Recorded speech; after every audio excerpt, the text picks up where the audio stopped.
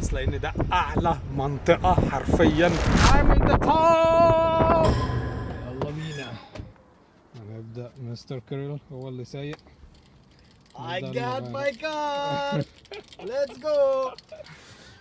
حاليا دلوقتي كيرل وصل النهارده الصبح، سافر امبارح من دبي الساعة 10 بالليل، وصل الساعة 9 الصبح هنا نيويورك أمريكا.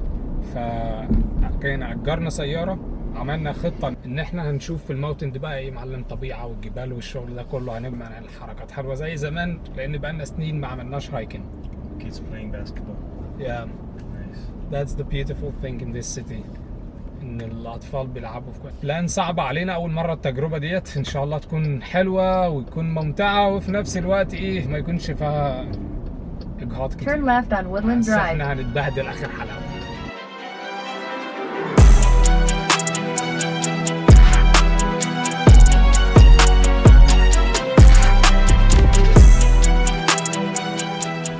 طيب خلاص دلوقتي وقفنا ندور على مكان ناكل منه حاجة في وسط الطرق الكتيرة دي. هنا بقالنا اكتر من ساعتين على الطريق ولسه لحد دلوقتي ما وصلناش للنهاية اللي احنا عشان نوصل للموتن. موضوع طويل ومتعب بصراحة. كيرل خلاص he's very tired. دلوقتي الساعة almost داخلة على 7 المغرب. Look for food. All the way here to wait. To ask for medicine, pharmacy. How do I say in Arabic I'm very hungry? أنا جعان. أنا جعان. أنا جعان. Do you understand? I want to eat.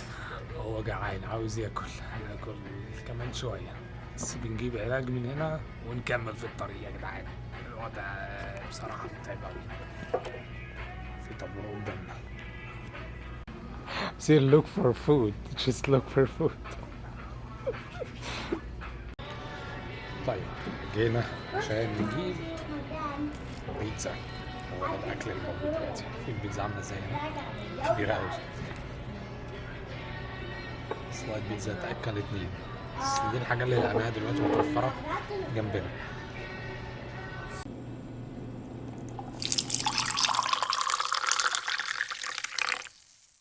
بعد ما وصلنا خلاص للأسف ما عرفناش نلحق مكان نأجر فيه، مكان نبات فيه زي فندق أو موتيل أو أي مكان هنا حوالينا لأن المنطقة مقطوعة شوية. فاستقرينا إن احنا خلاص هننام في العربية. رحنا اشترينا حاجات وهنصحى الصبح نبدأ أول يوم هايكنج. أشوفكم الصبح. ننام دلوقتي لأن الواحد تعبان جدا. أشوفكم الصبح. صباح الخير يا جدعان. جبنا قهوتنا بعد ما الحاج كريم جاب لنا القهوة بتاعتنا غلط. دلوقتي معانا القهوة وفي الطريق للهايكنج لابتداء المغامرة بجد بقى. Oh, bratuja! I am afraid of you, my friend. You're too much big, too much fast coming.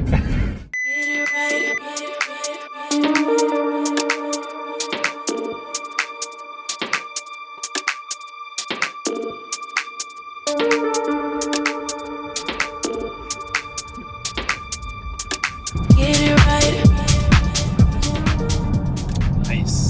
That's the one I need. Imagine driving this one in the mountains is difficult. That's the one I need.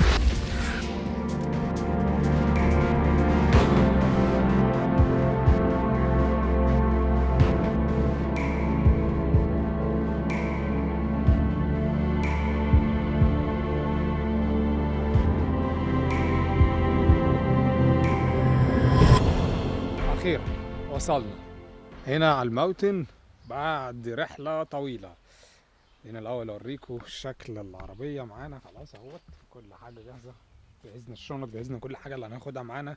احنا هنا حاليا في قلب نيويورك يا جدعان لسه، بس مش نيويورك الزحمة والجنجل اللي انتوا عارفينها في الفيديوهات التانية. هنا هتبقى الخضرة والطبيعة. المساحة هنا تحس حالك ان انت في دولة تانية اساسا غير مدينة الزحمة. النهارده هنبقى في قلب الماوتن ونشوف الطبيعة وجمالها ونتمتع شوية بقى ونرجع أيام الذكريات.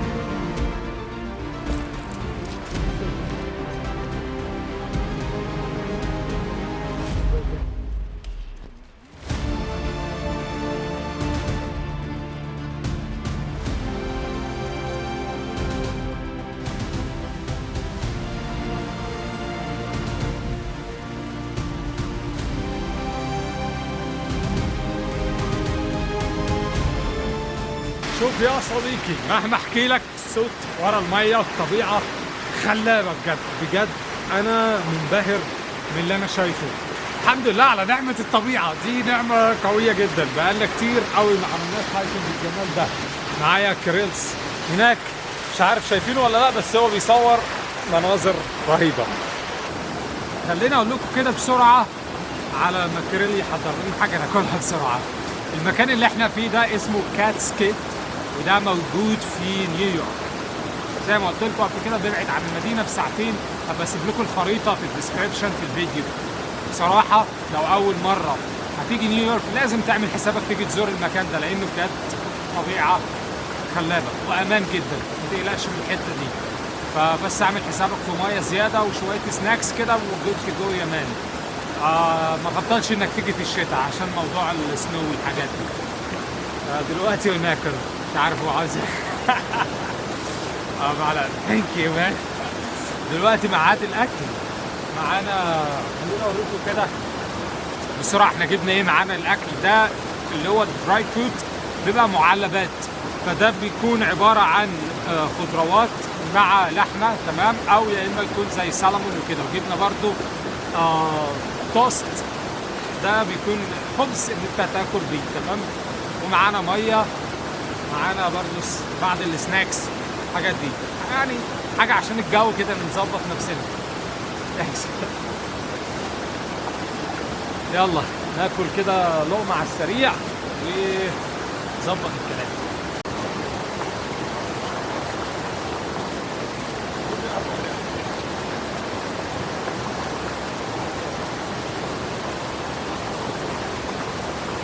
خلينا نشوف هو ده الاكل.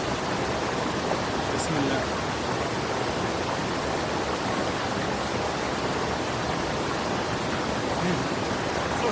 يب بيرفكت.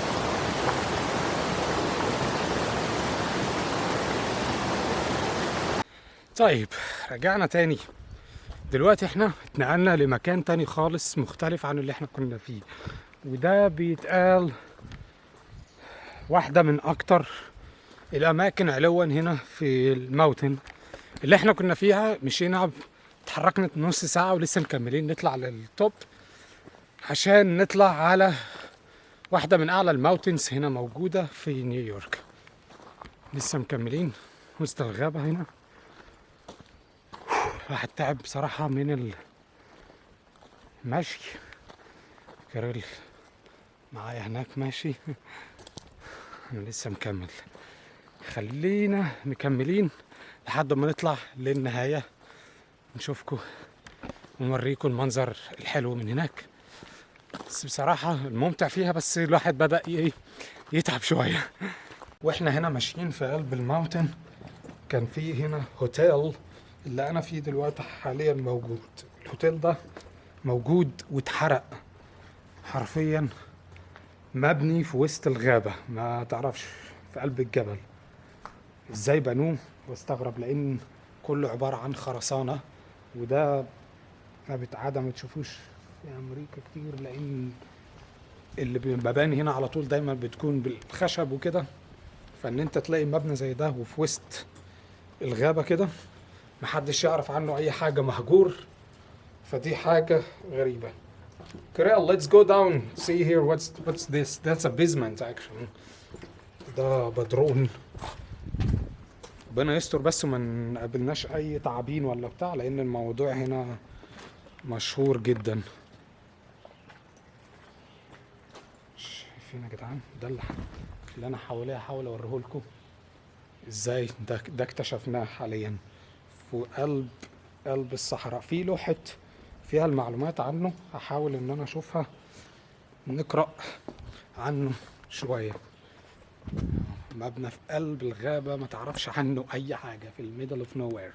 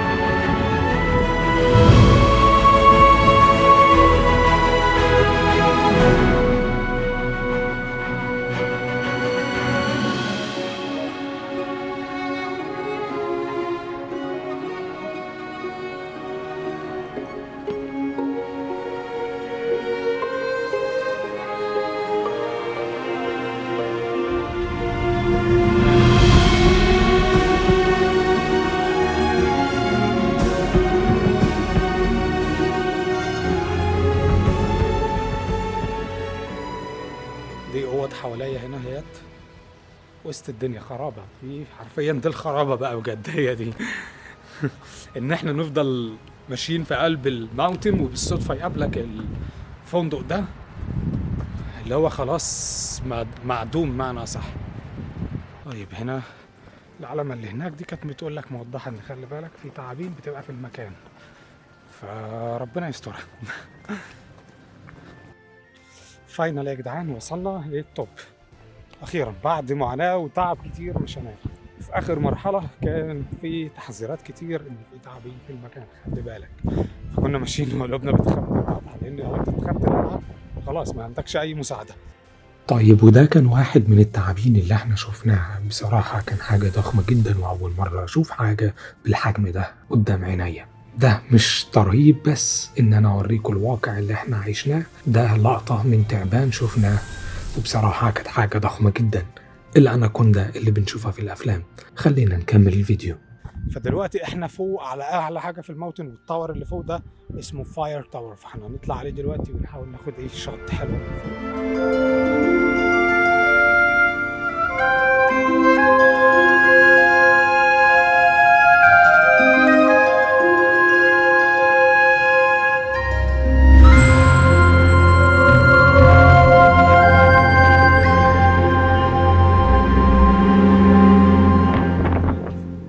لازم نمسك نفسنا كويس لان ده اعلى منطقة حرفيا وصلت لها في نيويورك. البرج ده بيتهز جدا مع الهواء، هواء شديد جدا، ربنا يسترها، بس هو مقفول، البرج فوقيه منه مقفول، خلاص ما عادش في نقطة نوصل لها اكتر من كده. موضوع خطر بس المنظر تحفة حرفيا. واو. Yes, I'm in the top. I swear I'm in the top. This is the last. No, there is nothing. كان نفسي اطلع فوق بس هي قافلينها بتنزير هنا، فالموضوع صعب بجد يا جدعان. واو.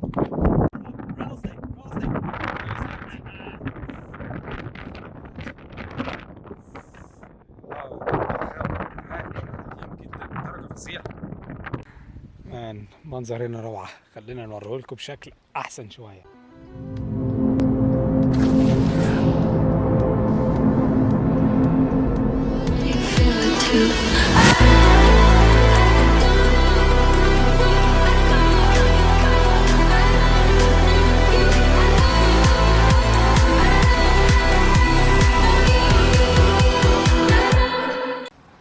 طيب يا جدعان أخيرا وصلنا على الأرض بعد بصراحة تعب كبير جدا عشان نطلع فوق على الماوتن فوق جدا. وننزل تاني. الموضوع كان صعب، وفي نفس الوقت زي ما شفنا موضوع التعبين والحاجات الخطورة، ف